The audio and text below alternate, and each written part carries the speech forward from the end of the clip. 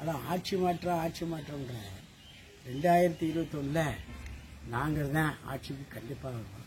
கூட்டணி பலத்தோடு இருக்கணும்.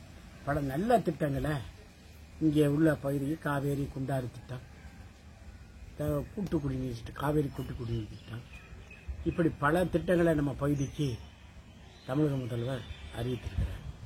அதனால் நாங்கள் நல்ல பலத்தோடு இருக்கிறோம், நல்ல கூட்டணியில் இருக்கிறோம். கூட்டணி தலைவர்கள் எல்லாம் கூட்டணி பேசிக்கொண்டிருக்கிறார்.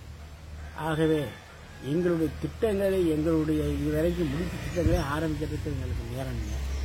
அப்படி இந்த பகுதியில் நல்ல திட்டங்களை முதல்வர் அறிவித்து விவசாயிகளுக்கான திட்டங்களை, அது ரேஷன் பொருளாக இருந்தாலும் சரி, நியாய விலைக் கடையில் இருந்தாலும் சரி, இப்பொழுது பொங்கல் பரிசாக காரடுக்கு 2500, ஏற்கனவே கொரோனா காலத்திலையும் 1000 ரூபா, இப்படி பல திட்டங்களை மக்களுக்கு விவசாயிகளுக்கு வேண்டிய திட்டங்களையும் சரி, கொரோனா நேரத்தில் அதாவது அரசு எப்படி செயல்பட்டுச்சு என்று மக்களுக்கு நன்கு அறிந்து இருக்கிறார்கள்.